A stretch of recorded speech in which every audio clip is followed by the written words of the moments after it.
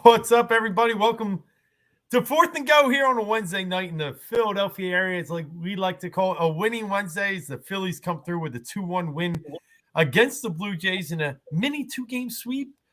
But talking about sweeps, we might be talking about the Sixers doing 3 in a row and sweeping those Celtics out, even though it's 6 games. We'll talk about that and more coming up here on a full hourly long show of Philly sports, 4 for 4 plus more. I'm Dave Gluckner. That's Mark Tomasini. I can't wait to get into tonight's topics. How about you, Mark? What up? What up? It's a winning Wednesday. I'm good. We're back. It's been a little bit. So much has happened in the Philly sports landscape in the last 2 weeks since we were last with y'all. So, just a lot to take in. Obviously, we're holding tight and hoping that this game 6 at home advantage Sixers right now, can be the hump that we've been trying to get over for the whole entire process to get to the next level, the huge of what we need. Hopefully, let's do that. The draft happened. The Phillies are playing better baseball for the most part. I mean, definitely a huge swing over the last 2 weeks since we've been gone. What's up, Adam? Thanks for checking in, brother. Saw you a few minutes ago, and I, as always, appreciate the support. But I know this is a topic you can't wait to chime in on and listen to. So thanks, bud, for checking in. Yes, it was an amazing night here in the Delaware Valley, New Jersey side of the river to the Pennsylvania, Delaware, and anywhere else that Sixers country touches. Game 5, Monday night. Well, I'm sorry, Tuesday night. I'm saying Monday. Yeah. Up in Boston. And they played one of the cleanest, most well-rounded start-to-finish games that I've ever seen this team play. And not for once, I shouldn't say that, maybe twice, but, really Doc just touched all the right buttons. Yes, the team had to perform. Yes, they got massive performances from Maxey, Harden, and Embiid, but just the addition of House, making him just – show his presence. And I think some of that had to do with Toby's foul trouble, but it's okay. It worked. And then just the way that they were able to bring the ball up the court, after 3 games of watching them, guard Harden for 60 feet, they decided to let Maxey kind of run wild with it. And it really kind of ignited his tremendous game, one of his best games ever as a Sixer. So all in all, just one of the classic wins of this team, but of the Joel Embiid's era too. Yeah, this team is playing with a different mindset. They're playing with different passion. It's what Joel was looking for at the end of last year when he said, we need to be stronger. We need to be mentally tougher. And PJ Tucker has embodied all of that. And the team is bought in. It's truly, we talk about time and time again. He doesn't really show up on the stat sheet, but he makes deflections on offensive rebounds. Like, he keeps possessions alive. And what he does is he just holds everyone accountable. And, you would think for a guy who's averaging, 3-5 points a game, like if you encapsulate this whole entire season, that would be like your offense is doomed.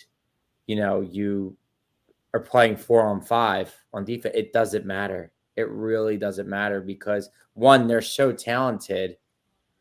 At least, 3 of the 4 guys. I mean, when Toby's on like last night, then it's great. It's great. And you got 4 guys. And, once in a while, Tucker's going to hit those shots. He's found his confidence. He's found his rhythm. And, a lot of people were disappointed. And, myself as well, I thought he would score a little more. But he was brought in for the playoff run. He was brought in to hold them accountable at the end of the season. And you saw his play really, like in March, start to excel, just like to feel the PJ Tucker effect. And now you're seeing it. And it's just different guys stepping up. And I think they have a good thing going now. Like, House now has some momentum going forward.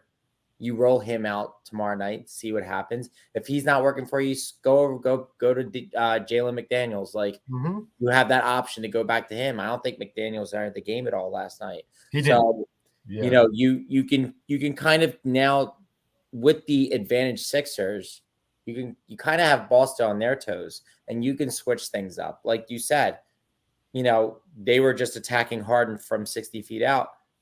You put the ball in Maxey's hands because Maxey can do it too, and he was. Well, it just opens up the floor. Right. Like, lets him run with a full head of steam into the offense. And Harden had a double-double, 8 not shots. being the point not being the point guard. Yeah, Right. 8 shots and played that good. I'm saying Yeah. that's Of you course. you want to play us up the court like that and try and take the ball out of his hands? No problem. No He problem. doesn't right, because when it's all focused on him, he doesn't have to he thinks he has to score 45 points. Now he's done it pretty much twice in this series, which is great. He's already won them two games in this series, but it doesn't all have to be him, and he can kind of be a distraction and let other guys cook. Well, he wasn't a distraction because, like you said, No. he still had 10 assists and did so many No, other no, no. I things. mean, no, I'm saying, but he doesn't have to be the offensive focal point for them to win. He can. Well, He won game 1 and he won game 4 for them. yeah, but he needs to be Being the guy. He's he still needs, there. I'm not saying he's standing off in the corner yeah.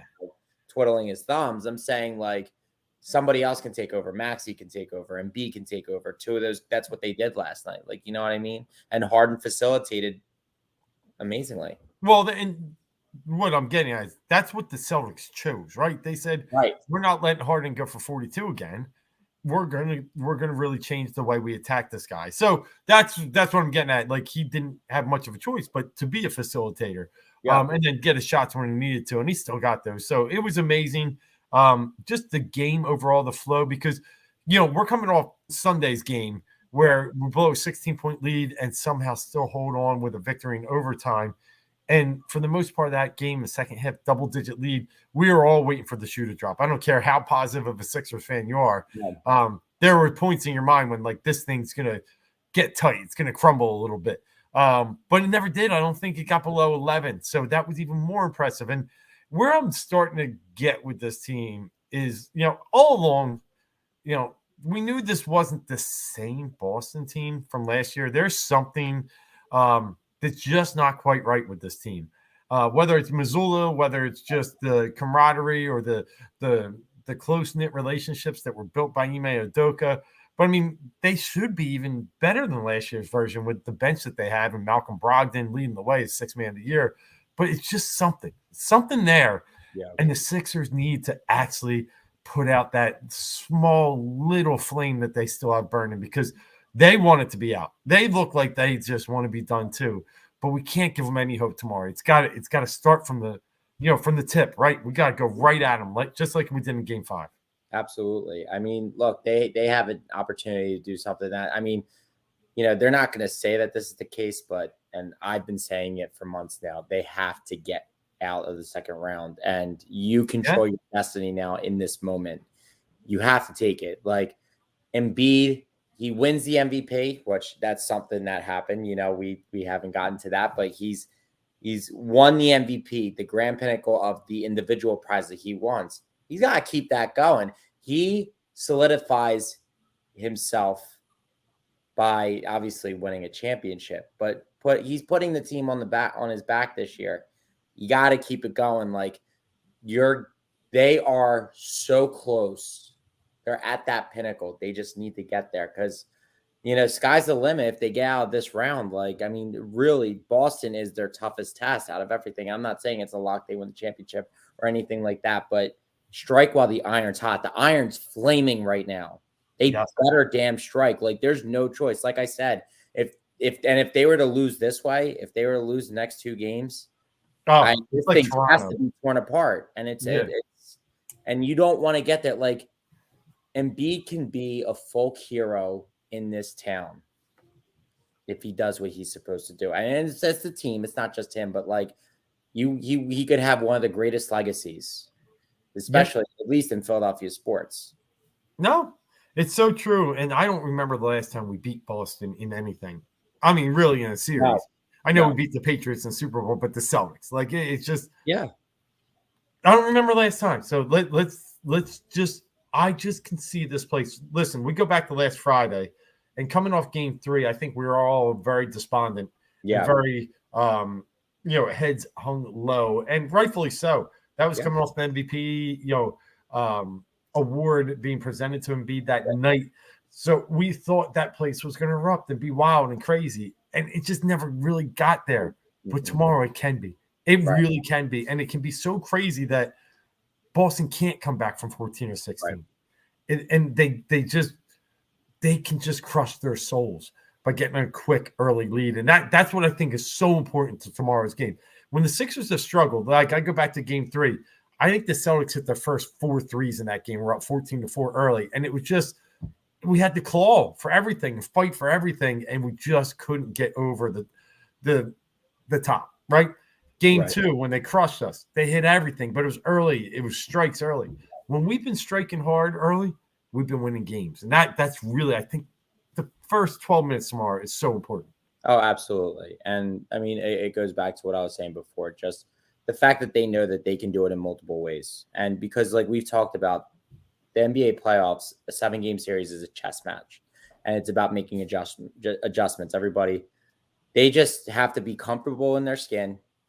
And they have to know that either it's going to be a James night or James is going to facilitate to everybody else. And Joel's going to step up, like Maxey step up. Maxey got over the threshold of not being able, because he really's had this Boston curse hanging over him, just not being able to. And, you know, he went in there last night and he took their hearts from them. Like he did that last night in Boston. Yep. Now it's time that you're at home now.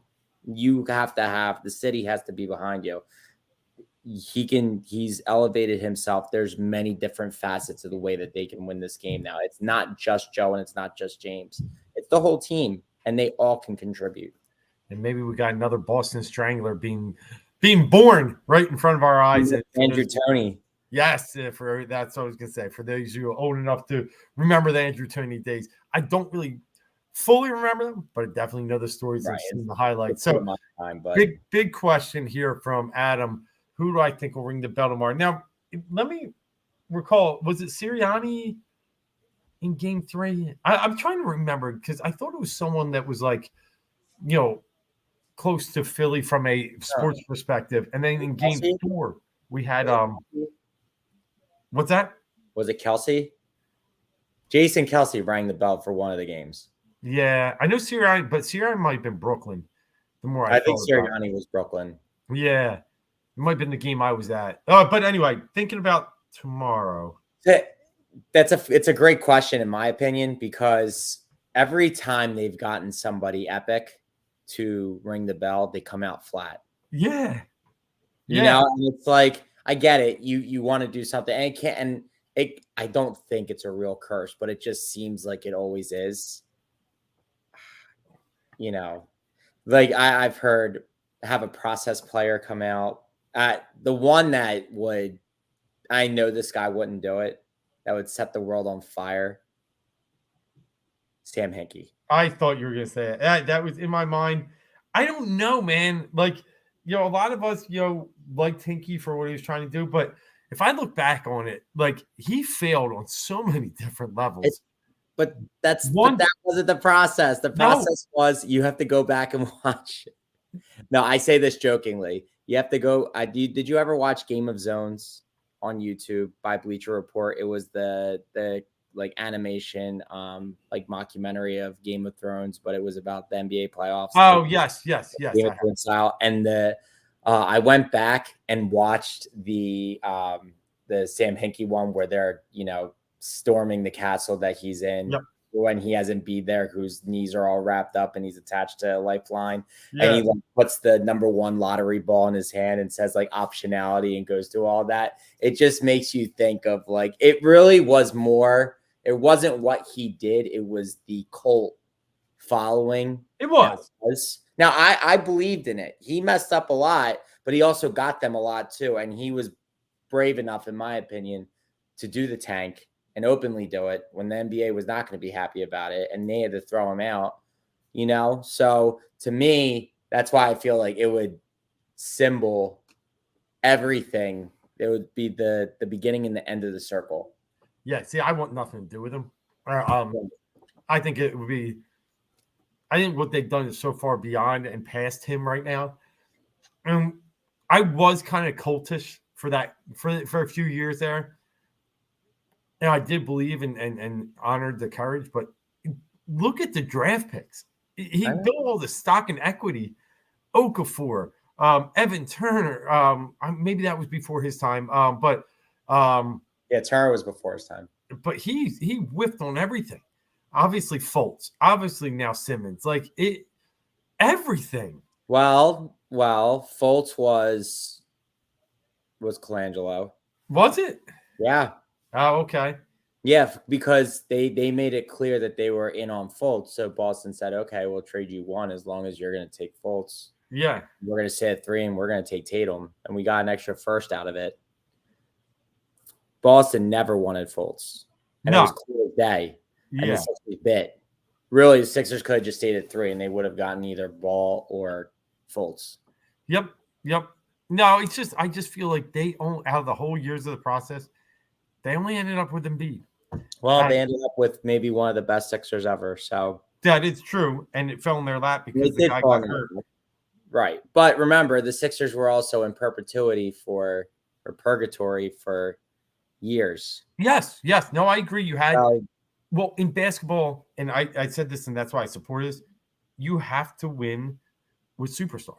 There's no team that will not win with super. Like Steph Curry got picked at 7, right? I don't know. You got to win with superstars. So I understood. This guy crossed my mind, but again, that doesn't hype up the crowd. And with all his what he has going on with transgressions, I'm good. Nolan Smith might get us more fired up. I think he's been a good person. So is that dude, Sidney Brown. He's been so far. The wrong Jalen, really, in my opinion. Yeah. That's funny. If you put Jalen Hurts out there now, you put the quarterback, you put the runner-up MVP out there, and he does it, that place will be rocking. And I've seen Skinny Batman at the games recently. Devontae's been hanging around. Yeah, but Devontae's a Celtics fan. Dude, yeah. So you can't do that. Right. Yeah, I forgot about that. Me, I think Hurts is one of the top candidates. What if you did Micah Parsons? That would not go well. It wouldn't, right? I would say we would lose because of it. And he's a huge fan, and I get it. And he he's a Cowboy, obviously, not his fault, but yeah.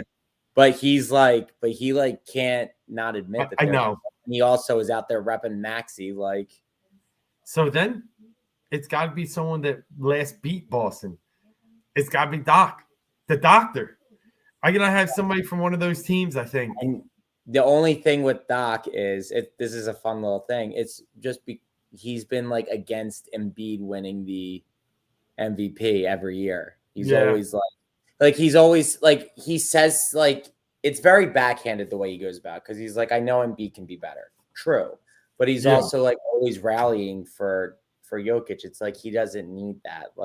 This is supposed to be your guy. Supposed to be. I say that in quotes because I know they don't have true allegiances, but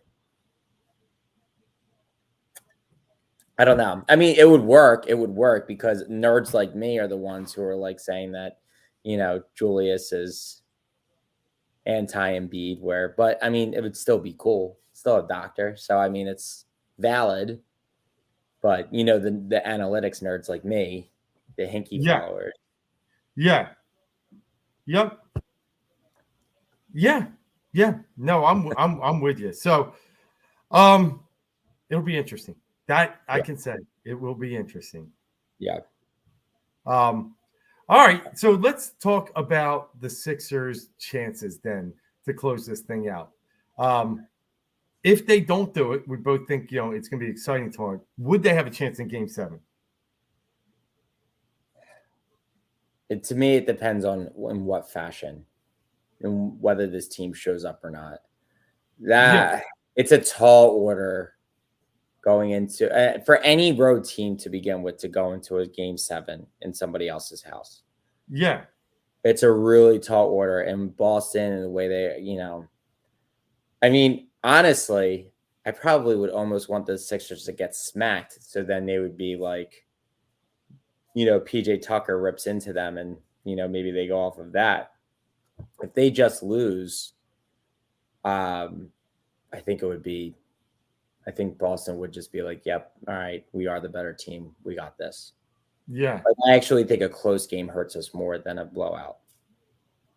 Yeah. I could get that sense because, you get blown out, then they're riding high, but then you have that advantage to to come back and get them. So yeah. It's pedal to the metal, gas to the floor. Doesn't really matter. You have to give every single inch because like we have our foot on their necks right now. Yeah. And I think that they'll be able to. If Doc's been doing a really good job this year, we've talked about this once or twice before, but he has done a good job. He's finally pressing the right buttons. He's playing his younger guys, which has always been a thing that he doesn't do. Reed being the guy, making that switch over there, finally not saying any more comments like the Paul Reed tour and stuff like that. Like, I think he's been pushing the right buttons, and I think they know they have, like I said, they have one, two, or three ways that they can win tomorrow night. Yeah. I think they'll be able to adjust, and I've seen a lot of adjustments made by this team. It's really awesome to see. Yeah, no, I agree. Well, it's all smiles here in Philadelphia right now. It's all excitement, and I can't wait for tomorrow. It's one of the most anticipated, fun games I see. And we've had disappointment before, and I feel like this time it's going to be on our side. I feel really good about this, and I feel really good from several standpoints, but that they're just starting. Like, think about Embiid missed the first game, second game, okay, injury, third game, got it, still getting back, but now they're really starting to get that spacing, and they're just trajecting the right direction. So all good, and I just think, like I said earlier, Boston's got something that's just not right. The buttons are being pushed right. They can't win close games. Now's the time, and I feel really good about our chances. Horford doesn't look the same. He's showing his age. He's, he usually has the magic against us, and he did it early, like in game 2, I think it was. He was hitting 6 threes, I think he hit in that game. But ever since then, he's been tracking down. He hasn't been able to stop Embiid. We're seeing that their down low presence just isn't enough for what we're doing. I'm telling you, I'm seeing it's really, and Tatum, I think, has been consistently good the whole series, where Jaylen Brown, he's had his moments, but I also think there's, stuff with the mask. He's missing a lot of free throws, and I think he still has issues with his shooting hand that he cut, and I think that's playing into it too. And I also think Jaylen Brown is kind of checked out in a way. Obviously, he's still really good, but I think he's out. I think he's out the door. Yeah, it feels that way, doesn't it? Yeah. He was on fire to start game 4, and then all of a sudden he got like 3 shots in the last 20 minutes of the game. And even I know he got in a little foul trouble, but it just, there's something not right there. I agree. Yeah.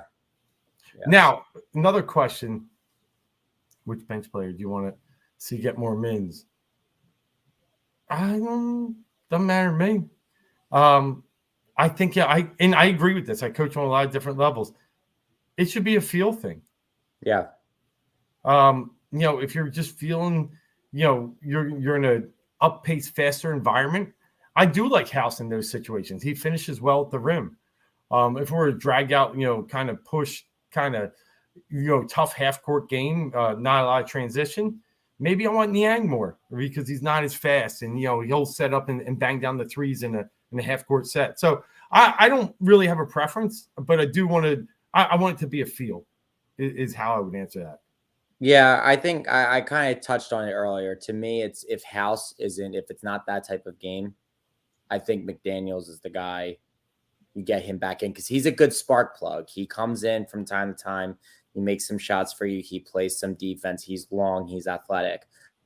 I think any of those 3 guys work. I agree with your set. Like, if Niang can hit a couple shots, he's worth it. But it's hit or miss. You give up a lot on defense, where with House and McDaniel, you don't have that issue as much. So it's really the 3 types of game. If you need a shot, if you need somebody who's is going to hit shots, it's Niang, and you suffer a little on defense. If it's a transition half court or full court game, House. If it's ISO ball and their defense is penetrating right now, I think McDaniels is the guy. So any of those 3, I don't think there's anybody else. You don't really need to go the Shakes or the Furcans or anybody like that. They're not really playoff worthy at this point. No other backup center. Paul Reed is doing the job that we need him to do. So I think those are the three guys. But to me, if it's not House, it's McDaniel. Yeah. No, that could be it. Yeah, it doesn't. Like, again, right. I want to see Melton's interchangeable. Like Melton's going to be in there when, somebody gets in trouble, and he's been doing his part. He's been really good. So, yeah. But anyway, we will definitely be fully in tune and ready to rock and roll tomorrow. So stay tuned for that, and hopefully I won't have any mad tweets. Hopefully they'll all be happy tomorrow. So with that said, look, quick couple of things in the NBA. Heat lose one tonight in New York, and now it's 3-2. I still think it's Miami's to win. Miami still looks like the better team, even in a loss tonight. They went down 19 and clawed back to like 4 or 5. The Knicks are just too much of a, isolation. I don't want to call it selfish, but they relied on a lot of one-on-one ball, and I just don't think that, he can clamp a zone in there once in a while. But I think we're in good. I think that one's going to be settled. Don't you think? I do think so. I mean, it's Jimmy is by far the best player on the court, both teams, and I think he, takes over when the time is right. Jalen Brunson, good. Their Knicks team is good, but they still need a little work. They're not there yet. Yeah. Yep. No, and then we look in the West. We get the Lakers, Warriors, even in a game they must win. Only up 4 after the first quarter. They've been letting games go. They are playing without passion or fire. I think the Lakers got that one. It's amazing. I'm not calling them amazing, but the turnaround has been amazing, which, I left them for dead. It's really interesting to see what they're doing right now. They're getting Lonnie Walker playing big for them. I don't know how long it lasts. I think, I think they can get through the Warriors, because the Warriors have been such an up and down team. You talk about the lack of passion, they're terrible on the road. They're great at home, but to be down 3-1 at this point, it's, I just think that team kind of needs to refresh. Yeah. Then you get the other series. It's just been wild. Like Nuggets, Suns, and points going like crazy. Ayton is absolutely an absolute embarrassment for the way he's playing defense against Jokic. Now Jokic is playing great. Don't get me wrong, but Durant pushing Jokic pushing the Suns owner. It's just been like some kind of crazy stuff. CP3 is probably out again with the groin. He is. Yeah. It looks like Denver. I don't know if Phoenix can do 2 in a row. They just don't have enough bench, and they rely on Durant and Booker to score 80. They got 2020 Jamal Murray back, the bubble Jamal Murray. They got him back when he was playing lights out when they were in the bubble. I think Jokic needed that, and got to admit they're a good team. We'll see that. I think the Nuggets can take care of the Lakers if that ends up being the case, but time will tell and we will see. Yeah. So you're Denver too? Yeah, I don't want to be, but it doesn't feel. But then it's like choosing between two evils, Nuggets and Lakers. Yeah, but I've always liked Jamal Murray. It seems like he just plays basketball the right way. So, but him and Jokic right now are, a force to be reckoned with. Because if you told me a week, go before the series started, I would have said Suns would have taken care of business, but Nuggets are more of a complete team. Suns have some good players, but they're just not enough. Yeah. Yep. Yeah. So basketball's fun, man. It's basketball's fun. Really, really, really good playoffs this year. Really good. Yep. All right, let's move over to I'll go baseball first. I know we still have some reactions from the NFL because we were off last week, but Phillies. Harper comes back, lose 6 in a row, was it? And then now we're sitting here and got a little bit of momentum going. 3 Yeah. in a row now. It took a win over the Red Sox, who were playing decent baseball, and then 2 over the Blue Jays, who were a good team, to really get this thing starting to go again. But I feel like it's all fueled by starting pitching. And Wheeler threw a gem today, obviously matched or exceeded by Gausman. But Nola was really solid again yesterday. It's 2 starts in a row. Both of them have been pretty good. Starts. Actually, I think Nola in his last 5 has had only 1 out of the last 5 has not been a quality start. And that was in LA when he got blown up. Yeah, when they were up big in that game too. And people are saying the velocity was popping a little bit more yesterday too. I think he was up 1.5 miles an hour on some of his pitches, so that's solid. I think it all really just starts there, and then there's news Suarez might be getting closer. Walker actually finally pitched a good game too. Yeah, I think that was the key that started some of this. Right. Yeah. Well, you need that. I mean, you've been getting nothing from him. You need to get everybody needs to contribute. We're seeing it through the lineup. Everybody in the lineup has been contributing.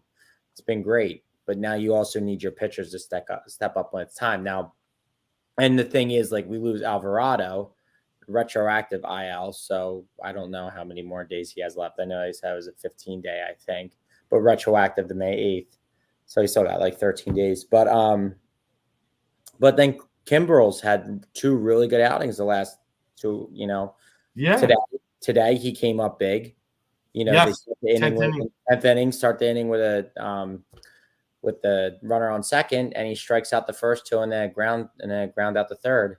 And that he did the same type of thing the night before, 2 strikeouts and a ground out in the last inning pitch. And last night, I think he hit 99. So it's, they're seeing a little more velo in his stride.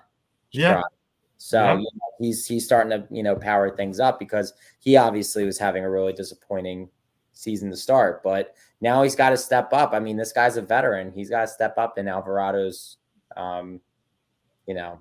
injury.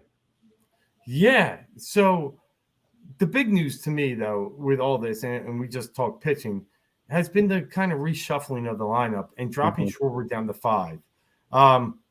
It was bound to happen, I think. They were tweaking again with him up at leadoff, and it's just not kind of the right mix right now, especially the way he was swinging. Now we drop him to 5, and he's actually starting to see the ball and put the ball in play a little bit more. So I think that's where it all should have been, like, headed anyway, right? But, like, Castellanos has been really big this year. You got to keep him around 4. Harper's looked great since he's come back. And the Turner stop 1-2, I think, is really solid. I think 5 might be a staying point for Schwarber. And it should be, but the only thing is, I think Thompson said if we drop him down, he's not going to be there for long. That's the only problem. Like, I could see him easily going back to Robertico and going back to the top of the lineup, but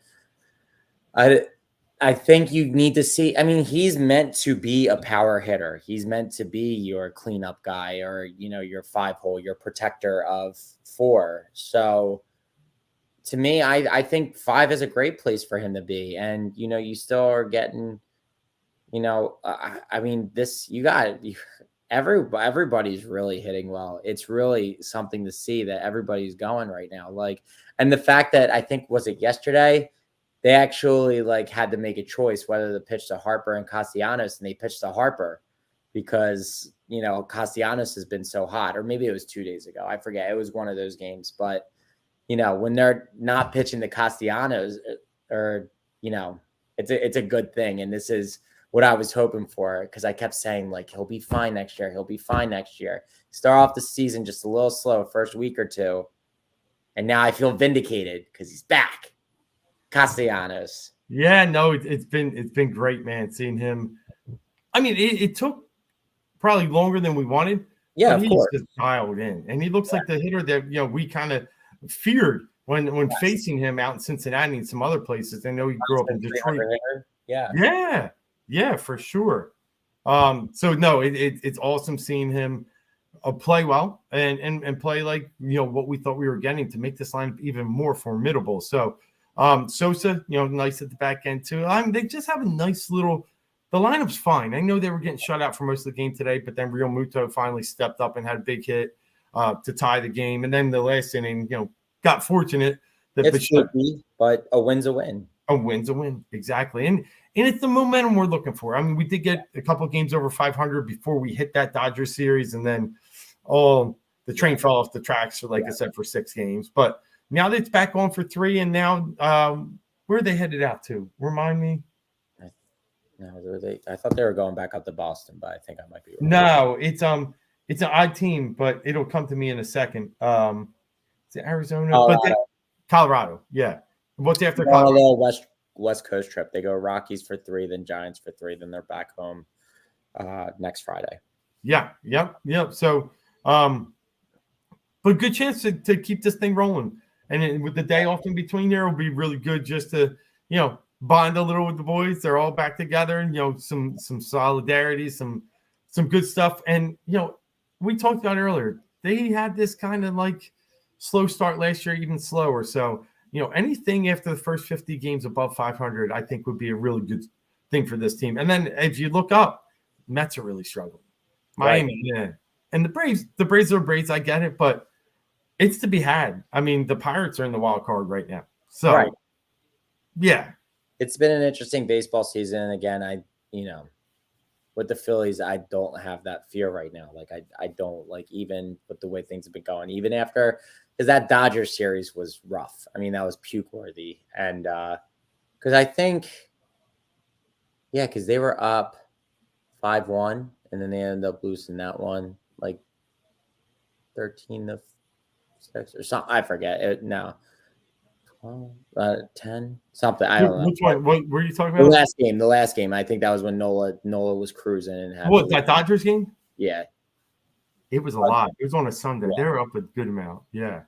But even after that series, I still wasn't like, this team's done. They're not going to make the playoffs. Like, they're just like, I know they'll be fine. They have their ebbs and flows. And I think the good thing about what Dombrowski has constructed is there's a lot of veterans. There's a lot of guys who have been here before now. Like, with all these players from top to bottom in the bullpen, in the rotation, like, they've all been there. And I think, and all the young kids, they're now playing like veterans. And I think they're going to figure it out. I think they've been dealing with a lot of injuries and change and everything like that. And I think they're only going to be on the up and up. When it gets warmer, I really think June is when we're really going to start to see them excel. Yeah. Last year. Just like last year. Yeah. And, I saw some wild stat while watching the game earlier, just having it on the background. Phillies have played the least games of any team against their own division. 3. Mm-hmm. 3. And I think, if I recall right, that was against the Braves, was it? I'm trying to remember. I think they played the Braves early on this season, and that's it. It might have been. Yeah, I'm looking early April. Oh, it was Marlins. I'm sorry. Marlins are the only team they played. Yeah, I was going to say. And lost 2 or 3 to them. They beat them 15-3 and then kind of got beat 2 games in a row. So, yeah. I mean, all in all, I think, there's reason for optimism. Put it that way. Yes, for sure. Yeah, and they haven't played with a full deck yet. Right. So yeah. All right. So that's our Phillies talk for today. Look out for them going out west. We'll get maybe a little break here if the Sixers win, and might have 4 or 5 days off and enjoy some baseball in between. But with that said, let's talk about our Philadelphia Eagles. And Mark, when the draft happened, that was good, wasn't it? It was kind of good. Yeah. Yes. And I know we had a show right after the draft. But there's some other things going on right now with the Eagles. I know the mini camps, like I was talking about earlier, it looks like some of the rookies just coming in and getting some. Wait, did we talk about the draft? Oh, maybe. No, we had our last episode pre-show. That's right. Yeah. So let me talk about that, because I predicted they would pick 10. Nolan Smith. Yeah, I can't believe he was there 30. That's just highway. Who I predicted at pick 30. Who? Nolan Smith. Oh, yeah. Nice. So we were. I think there was names out there, but I forgot if we sat on one. Yeah. I think you said I just have Clemson Lyman here because I didn't catch the name. I forget who you were talking about, but that's who you had. Yeah, Brian Bresci. Yes. Breezy. Breezy, Yeah, yeah, Bresci, yeah. yeah. And because I heard a lot of things that, obviously his player comp is Hassan Reddick. He's undersized. And, would I think people are wondering if that would translate or not. And he ended up, the Eagles stood pat at 30 and took him, and he was able to fall. Yeah. Yep. So Yeah. No, it was amazing. Obviously the trade up didn't have to cost you too much, but just to get up there and get the best player in the draft, potentially the best player in the draft. We'll just say from a talent perspective, getting Jalen Carter. And we had talked about no way he's there at 10. I guess he was, yeah, I'm at 9.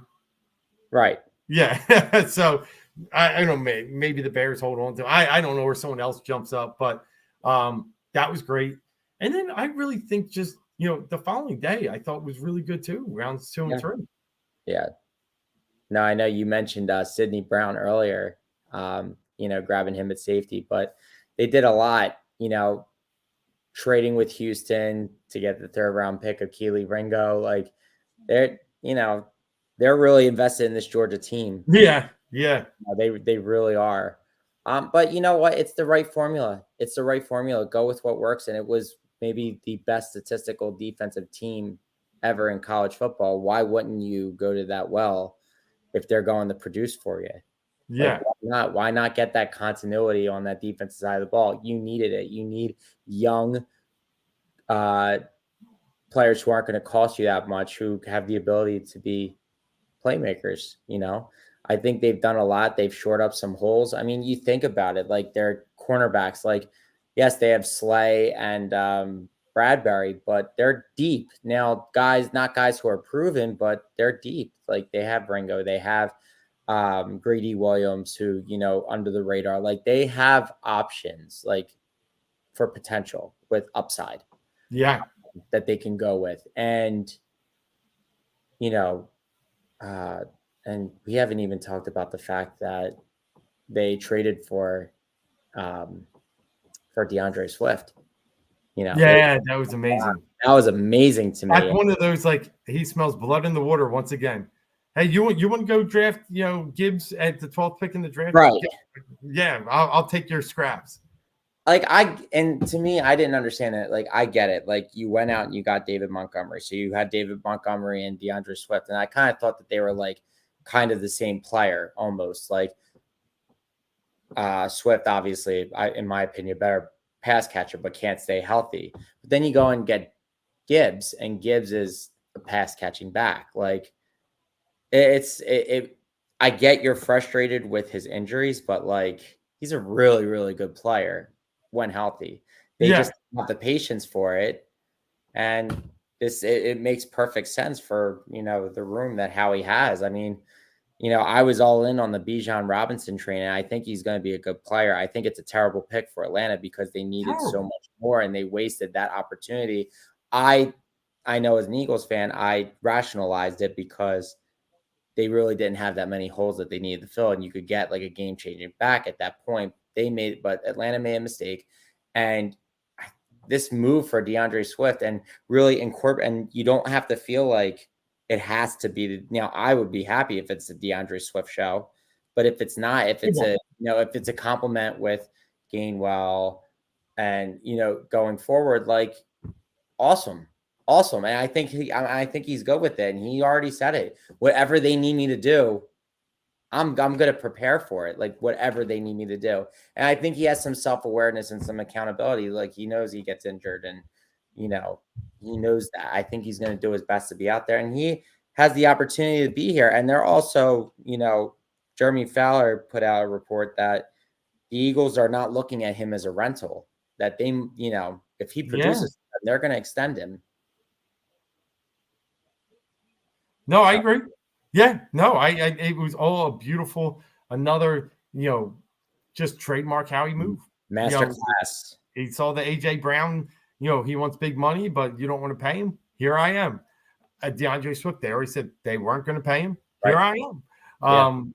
So, yeah, and I obviously we probably mentioned this, but another Georgia player. So, Good Yep. for Howie. And I think I saw that he's a Florida Gator fan Yes. No, he went to Florida. and went to it. Yeah, Yeah. yeah. That's So got he was cool. like, like when he was on the phone with Nolan Smith, he goes, this is hard for me being a Florida Gator. And he goes, you want to win, don't you? He's like, you want to win, don't you? He's like, yeah, I know. It's tough for me to swallow. He's like, but we're happy to have you. But Nolan Smith said, you want to win? I'm here. You got the right person. Yep. Mm-hmm. Well, it's been beautiful. The draft ended up beautiful. A lot of pundits putting them up there with teams like the Texans, other teams that had multiple high picks, and the Eagles were being put up Yep. there with their draft class. So it's going to be great. But the one thing I wanted to talk about with the Eagles was the schedule release. I think we're going to see it tomorrow, but we've already Tomorrow will be the official release. We've seen a couple of things trickle out so far. Yeah. So the news of the Black Friday game coming out, and there was some ideas maybe the Eagles were going to get there. They didn't, but they ended up getting the Christmas Day game against the New York Giants here in Philadelphia. So I don't know. Like I'm torn if that's even like I don't know. It's like I'm a season ticket holder. I won't be going to that game. Right. Yeah. Of course. And then even in the same breath, I'm not even sure I want to care that much about, and I will. That's the hard part. Yeah. About a game on Christmas. Like I'd rather be able to walk around, chill, and just catch in the background. Now I'm gonna really have to like kind of carve my day out around it. The thing is, it's the 4:30 game too. That's what makes it difficult because it's in that dinner time frame, and it's stressful. I know for me, me and my fiance, like we're still like splitting time with our parents and figuring that out, logistics of where we're gonna be. We don't have kids at this point, so like, I make time for my family, make time for her family, like figure out how we're gonna work it, how we're gonna split it out, and now add another wrinkle into the fold, which is the Eagles. Now it's awesome they're playing on Christmas. It's awesome they're getting that spotlight, and it's a huge thing. But it makes my life more stressful, not only with the game, but the logistics. So I was like explaining that to my friends earlier today. But it's also awesome. That Black Friday game would have been really cool just because it's like a great day. It's just like day after Thanksgiving, you probably have off. Like, they gave that to the Jets and the Dolphins. But I know it's fun because like there's a couple good college football games usually on Black Friday, right before they get into conference championships. So it would have all kind of worked out. But yeah, I like that one better. But I don't know if I love a Friday football game. But then again, like, but the NFL is going to make it to where at some point they're going to have games every night. You think? At some point, I mean, I think Tuesday, Wednesday would be like Tuesday and Wednesday are really the only off limits nights, which they've done before. Both of them, like, or maybe they've never played on a Wednesday. I know they played. No, they probably have played on a Wednesday. They played on a Tuesday. So yeah. I mean, well, they played on Tuesdays and stuff because of bad Mondays. But yeah. But it seems like the Eagles always end up playing on those Tuesday games. I think that Washington COVID game a couple years ago, I think that was a Tuesday because they had to keep pushing that back. Because remember, Washington, like half their team had COVID and they pushed it back. And then obviously go back to the Joe Webb game of years ago when there was the Blizzard. So that was a Tuesday night game. Like, I mean, Thursday's a staple, Saturday's a staple, Sunday, Monday, they're staples.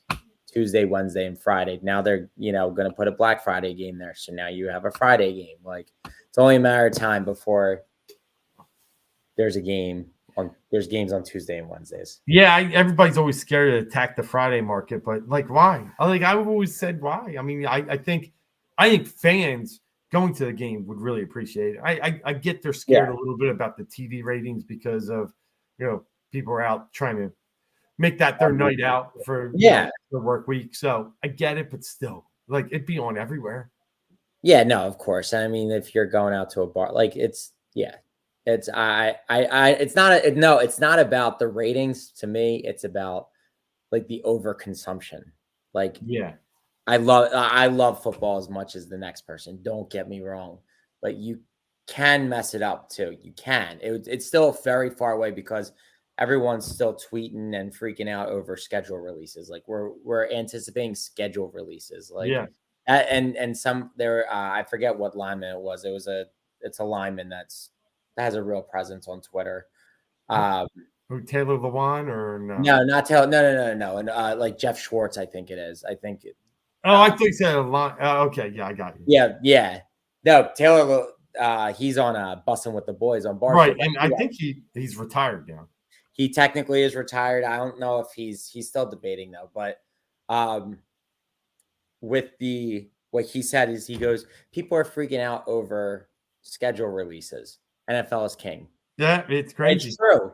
It's true. Now, like, again, I've always said with the NFL, like, it's week by week, baseball, football, hockey, basketball, 82 game seasons, 162 game seasons. Like, it's a long, you're not baited on every breath until you're at the point where you're at with the Sixers now. Like, now it's an every breath type of thing. Yep. Football every week is every breath. You start out 0-2, you're like, am I even going to make the playoffs? Like, you made the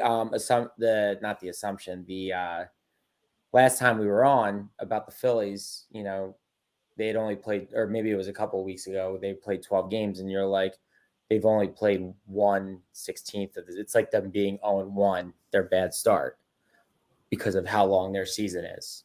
Yeah. Like saying that they were only, a tenth of the way through it or whatever. But there's also so many games in that amount of time. But NFL just reigns supreme. But I do worry that eventually because I feel like they're going to still go for expansion teams. Then they're going to have all these players, and the talent pool is going to dwindle down because you're going to be too spread out. But we'll see. That's a problem for years down the line.